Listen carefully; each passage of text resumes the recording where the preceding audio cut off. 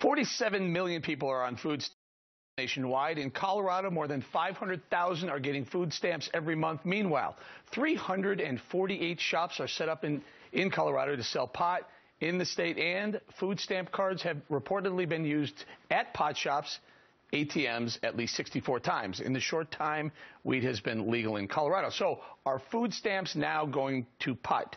Julian Melcher with the National Review uncovered this information. She joins us now. Julian, in Colorado, we found 64 occurrences. Now, there are a lot more transactions going on, but in 64 specific times, people used an EBT card to take out cash and presumably to buy pot. That's right. I mean, it's the temporary assistance for needy families. It's a cash benefit, not quite food stamps, but it's supposed to go to things like, groceries, diapers for your kids, rent if you really need it. But I think this really raises concerns. I mean, it's at least 64 times that people are going in withdrawing cash. We don't know how much of that money is being used on weed. But the fact that there's potential for it's a real problem. So let's talk about the program a little bit. EBT cards are they're federally funded, so federal taxpayer money goes into the cards, and then it's administered by each individual state. Now, New York passed a law saying you can't use it in strip clubs, casinos, and liquor stores. Colorado, though? Colorado, you can't use it in places that sell alcohol, gun stores and casinos, but strip clubs and marijuana are a totally gray area right now. And I think marijuana in particular is an interesting one because even the federal government hasn't addressed EBT use at marijuana stores. I think it's something they didn't even think they'd have to address.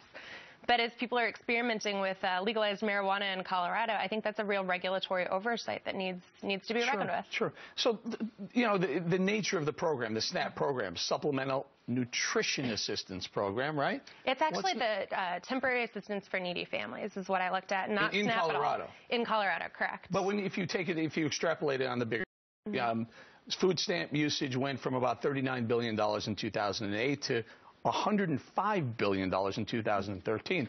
A lot of room for some fraud, waste, and abuse, no? There sure is. I mean, this is a slightly different program, but I think really the principles here still holds true that welfare dollars shouldn't be going to weed, and that right now there aren't sufficient safeguards. It's not addressed in state law. It's not addressed in federal law.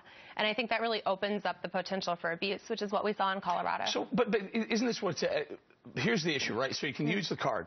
Yep. You don't have to use it for the purchase you're making. You can use it for cash. Exactly. Take the cash out and go buy whatever the heck you want with it. Exactly. And I think in Colorado there's a good reason to suspect that's going to weed. So what do you think should happen here? Do you think the state needs to add the pot dispensaries to the other ones? What's the other one that they haven't gotten around to?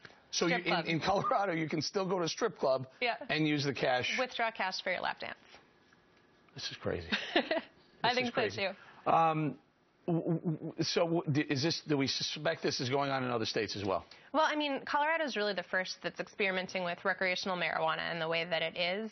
But I definitely think as other states consider legalization, which, by the way, I favor, this is something that they need to address. I think it basically is a huge oversight that needs to be plugged. All right, Julian Melcher, we can leave right there. Thank you very much. Thanks. Interesting stuff. Thank you. All right, coming